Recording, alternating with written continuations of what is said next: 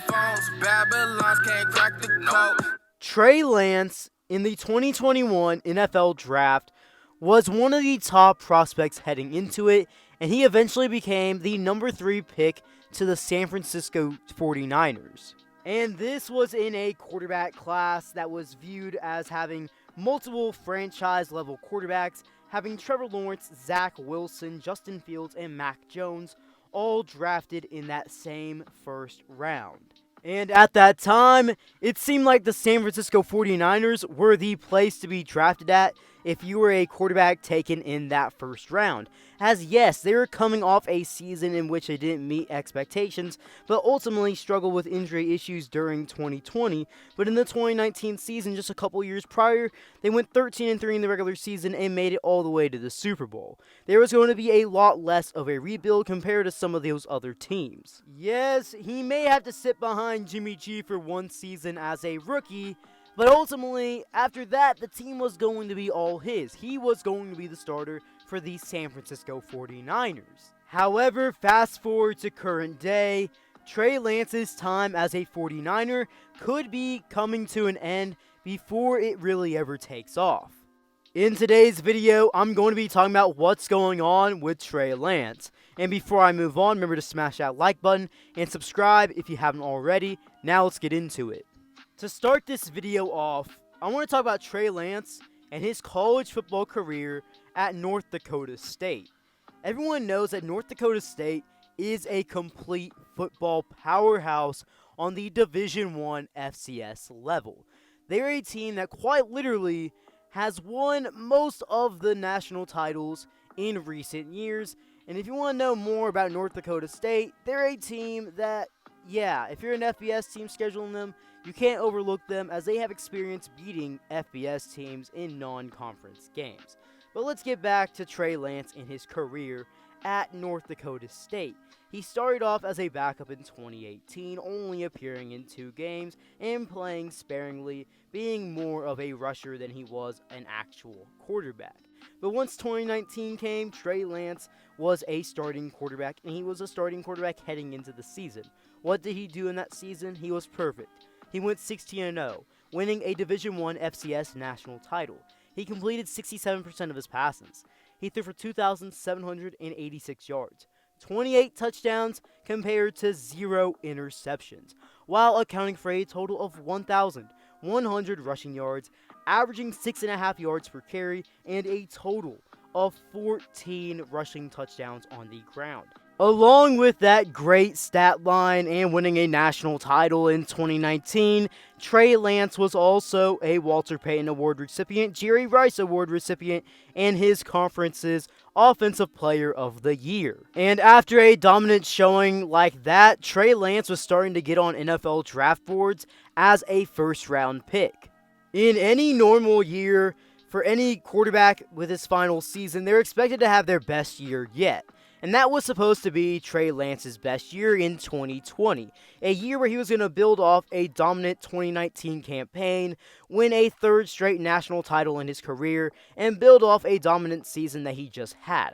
However, 2020, it was not a normal year, as you may know it. North Dakota State, they only played 1 game. They did win that 1 game, but it wasn't necessarily one of Trey Lance's best passing games. He went 15 of 30, completing 50% of his passes, throwing for 149 yards, 2 touchdowns in the air, and 1 interception. But on the ground, he was dominant with 143 rushing yards, averaging nearly 10 yards a carry, and 2 rushing touchdowns. And of course, being a projected first-round pick for the 2021 NFL Draft, Trey Lance would forgo the rest of his eligibility at North Dakota State, declaring for the 2021 NFL Draft, ending his career at North Dakota State with a 17-0 career record, completing 65% of his passes, throwing for 2,947 career passing yards, 30 touchdowns to the air compared to 1 interception, while accounting for a total of 1,325 yards on the ground, averaging nearly 7 yards a carry, and 18 total rushing touchdowns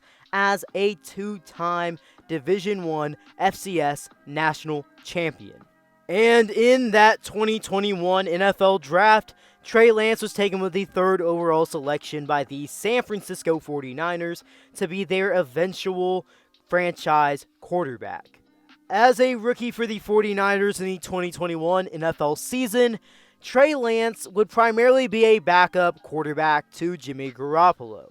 He appeared in 6 games, starting in 2 of them, ultimately going 1-1 as a starting quarterback. And even though it was a very small sample size for the season, only playing in 6 games and of course starting in 2 of them, I would say Trey Lance showed potential and some flashes and ultimately played pretty well when he was in. He completed 58% of his passes, threw for 603 yards, 5 touchdowns compared to 2 interceptions, and on the ground he was pretty efficient, rushing for a total of 168 yards, averaging 4 yards a carry and 1 rushing touchdown.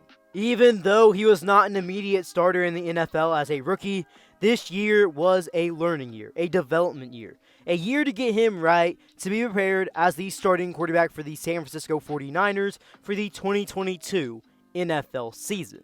Going into the 2022 NFL season, the 49ers were seen as a team that could have a very good year and become one of the top teams in the NFL, and people were expecting Trey Lance to be their quarterback the entire season and to have a good year at that at the quarterback position.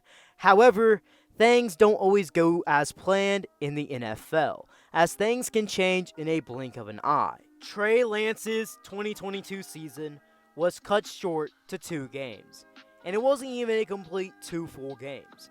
He played a full game week 1 at Chicago in a complete monsoon, where he had his worst game of his NFL career, but to give him the benefit of the doubt, the weather was terrible, and not many players probably would have succeeded in those conditions. However, in a Week 2 game versus the Seattle Seahawks, he was removed very early on, and he suffered a season-ending ankle injury that would lead him to miss the rest of the season. In the even smaller sample size that he exhibited in 2022, he would complete 48% of his passes for 194 yards, 0 touchdowns, and 1 interception.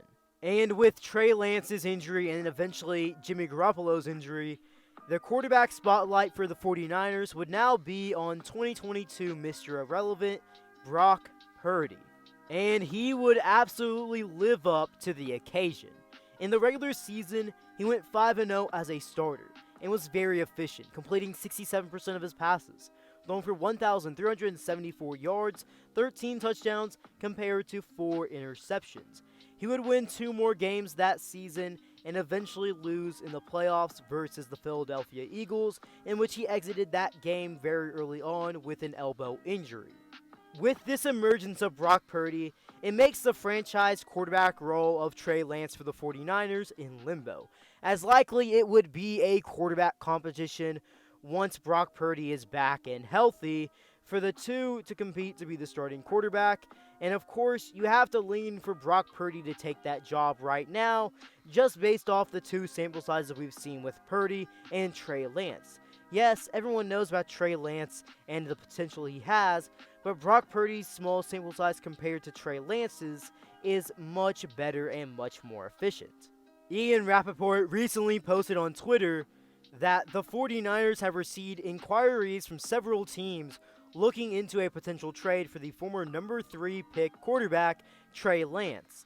The conversations have been the result of San Francisco fielding the calls, not making them, with teams aware that Brock Purdy is likely the future starter. One of the teams that has been said to be inquiring about Trey Lance is the Minnesota Vikings. Trey Lance grew up in Minnesota and grew up watching Minnesota Vikings games on TV. It is his home state, and the Vikings are in an interesting position, as Kirk Cousins has 1 year left, and it's likely going to be his final season as a Minnesota Viking. And Trey Lance, yes, could be kind of a risky guy to trade for because he does have a very small sample size, and it's not like he's been dominant, and he hasn't started many NFL games. However, he is still a very young quarterback that has a lot of potential and will still be on a rookie contract. So even if he doesn't necessarily pan out, depending on what team he is traded to, he is still on his rookie deal and ultimately still a young quarterback that you can save for the future if you want to develop him. Keeping up with the 49er quarterback situation is one that I think is very interesting heading into the 2023 NFL season. And I'm very interested to see what's going to happen to Trey Lance not only during 2022, but in 2023. In my opinion, I believe he's still going to be with the 49ers for the 2022 season, as they're going to really see what's going to happen between him and Brock Purdy. But that's just my opinion. Well, guys, you've made this far into the end of the video. Drop something down in the comment section below. What do you think is going to happen to Trey Lance? And before you head out, remember to smash that like button and subscribe if you haven't already. B. Kelly out.